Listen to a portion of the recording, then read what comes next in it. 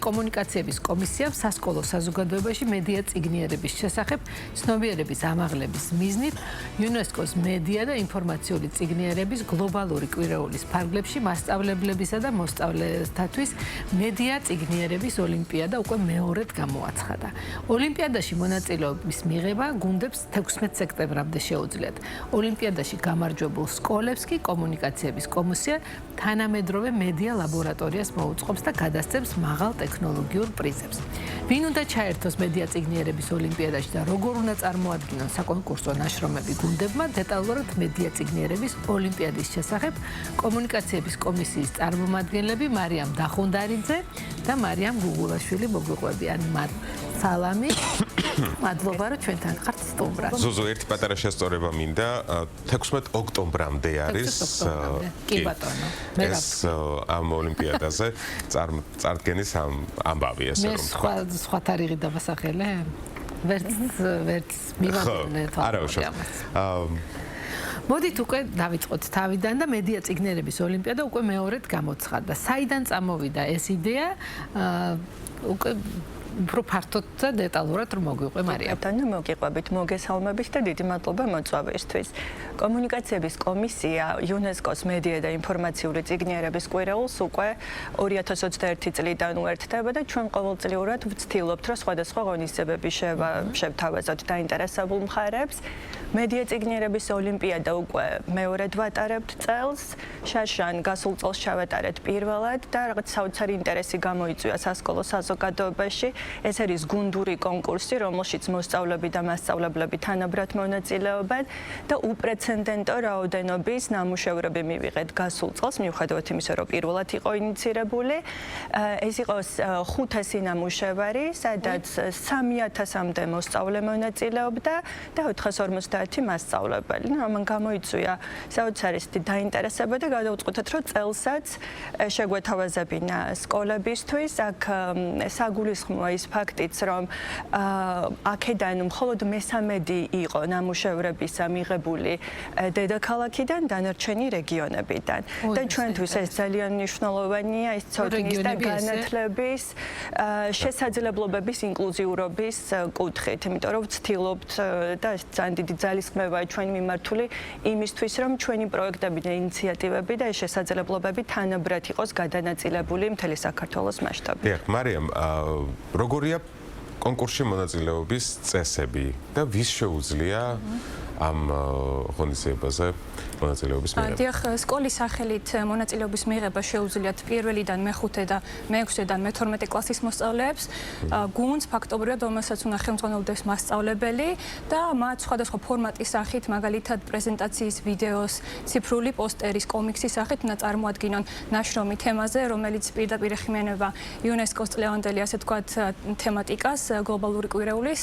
ეს არის ხელოვნური ინტელექტი და სწორედ ამიტომ გადავწყვიტეთ, რომ ჩვენი ასე ვთქვათ ოლიმპიადის თემატიკას სწორედ ამას დაუკავშიროთ. ეს არის ხელოვნური ინტელექტი და დეზინფორმაცია, შესაძლებლობა თუ გამოწვევა.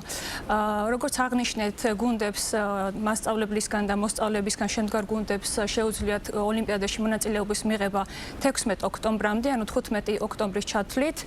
სამწუხაროდ დაგვიანებული განაცხადები აღარ მიიღება და მოვუწოდებ მასწავლებლებს და მოსწავლეებს, რომ აქტიურად დაინტერესდნენ ამ კონკურსით და მაქსიმალურად მოკლე ვადაში წარმოადგინონ ეს ნამუშევრები.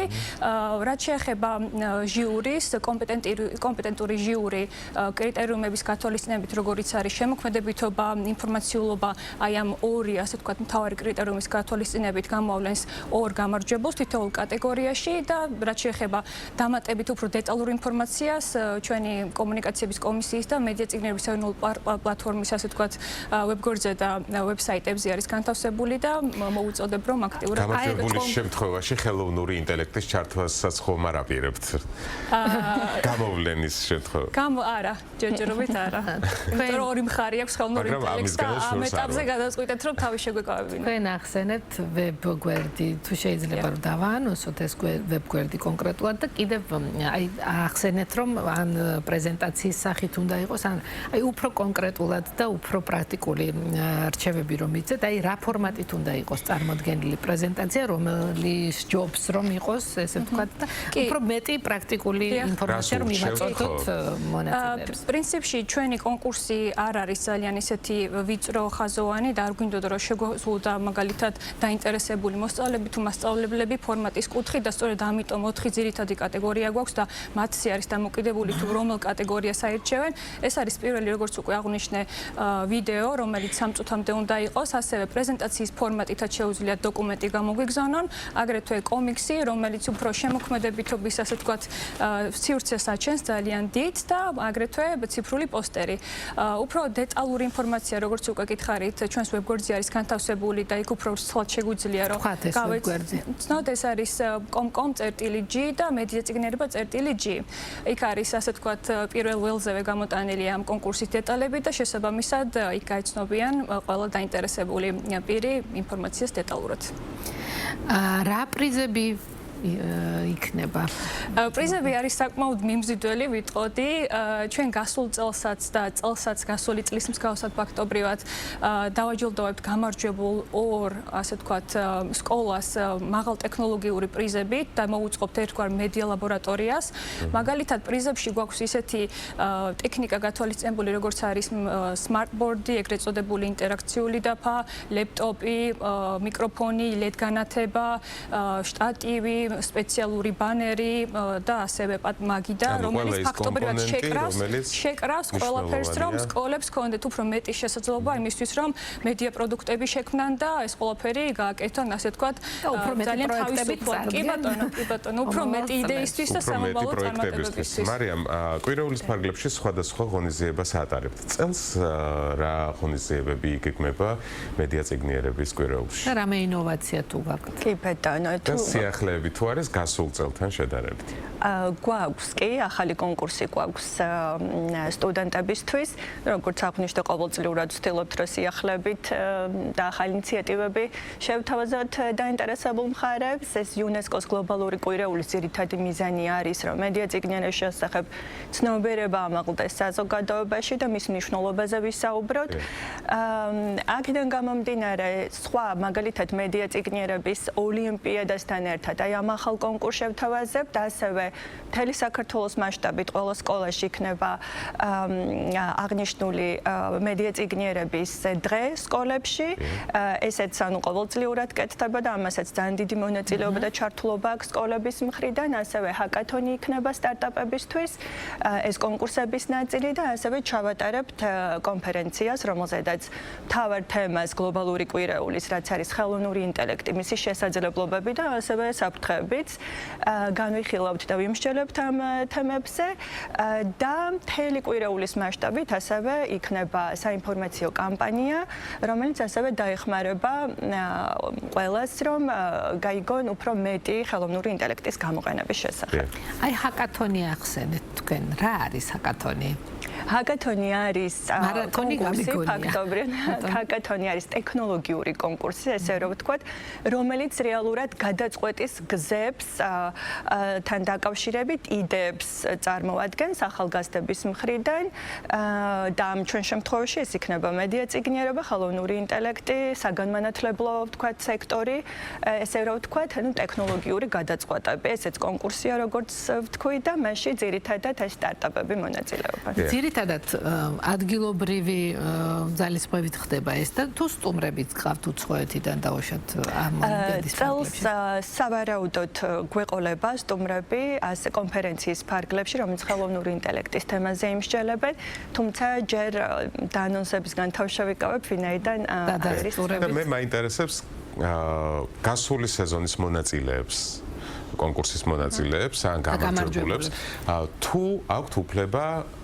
ახალ კონკურსში რომ მიიღონ მონაწილეობა. კი, სამწუხაროდ არ აქვთ უფლება, ვინაიდან მათ უკვე გამარჯვებულებს გულისხმობთ, ხო? გამარჯვებულები ვინაიდან უკვე სარგებლობენ ამ, ასე ვთქვათ, ბენეფიტით, დიახ, სიკეთით, რომ უკვე გაიმარჯვეს და აქვთ მედია ლაბორატორია, ჯობია რომ სხვა სტუმრებს. მაგრამ ვინც მიიღო მონაწილეობა და არ გაუმარჯვია, მათ შეუძლია. კი ბატონო, წახალისებულები არიან, რომ უფრო ჩაერთონ და აქტიურად წელსაც გაზარდონ მათი შანსები, რომ მოიგონ წელს მაინც თუ სამწუხაროდ მათი მცდელობა წინა წელს არ იყო წარმატებული, შესაბამისად, კი ბატონო, შესაძლებელი არის, რომ წინა წელს ვინც ჩაერთო და ვერ მოიგო, მედია ლაბორატორია წელსაც ასე ვთქვათ, ჩაერთონ აქტიურად და აქვე თანამშრომლობთ დავამატეთ თუ შეიძლება პრიზების ნაწილში წეღან უნდა აღმენიშნა და დავამატებ აქვე, ესე იგი, გარდა იმისა, რომ ჩვენ ორი გამარჯვებული გვეყოლება ორივე კატეგორიაში, ამის გარდა 10 საუკეთესო ნაშრომის ავტორი დაჯილდოვდება იმით მაგალითად, რომ ჩვენს მედია წიგნიერების ჰაბზე პლატფორმაზე გამოქვეყნება მათი ასე ვთქვათ ნაშრომები